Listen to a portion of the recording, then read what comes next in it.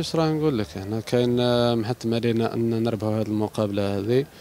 مالغري واش فوتنا هذا، نقدروا نقولوا الشهر هذا الاخر فوتنا تما ايامات صعاب بزاف.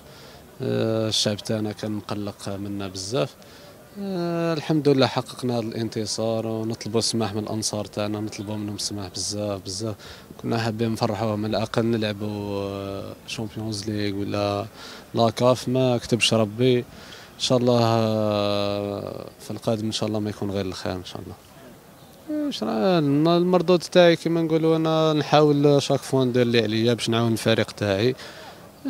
كاين دي ماتش كاين اللي نفوت كوتي تما، ماشي شغل ماشي نديرها بلاني ولا الله غالب اي جوار يفوت على هذه المرحله، هذه مرحله الفارق.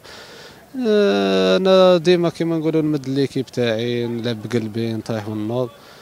ان شاء الله منو جاي ان شاء الله ما يكون غير الخير ان شاء الله. ايه والله هي الانصار تاعنا واش راح تهضر فيهم قليل، ما نكذبش عليك، لا ماشي مجامله ولا اللي تهضروا في الانصار تاعنا قليل.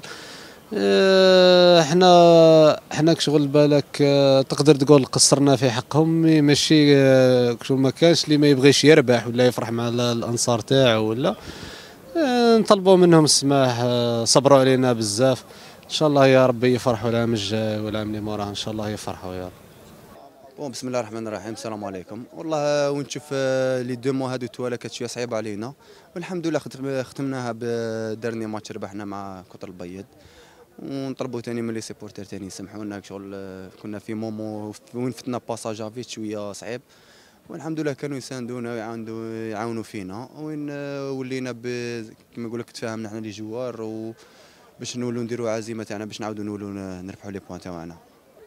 اي كي تشوف كيما هكا، وين السياسيين ما كانوش بعاد علينا، وين راطينا لي ماتش بزاف في استادنا هنايا. كيما يقول لك ان شاء الله نخلفوها العام الجاي، ونحققنا المرتبه الثالثه ماشي بالسهل ثاني، خدمنا عام كان طويل ثاني، وكما يقول لك مجهودات كبيره دارها الطاقم الفني والطاقم الطبي ثاني، لي جوار ثاني ساكريفيس تاعهم. ان شاء الله العام الجاي ان شاء الله ما خير ان شاء الله. الانصار ما عندنا ما نقولوا فيهم، راهم معروفين، ما نقول لك شنو هو. الله يعطيهم الصحه، وان كانوا معنا في السراء والضراء، ان شاء الله يكونتينيو كوم سا باش العام الجاي ان شاء الله نعاودوا نولوا بقوه ان شاء الله باذن الله.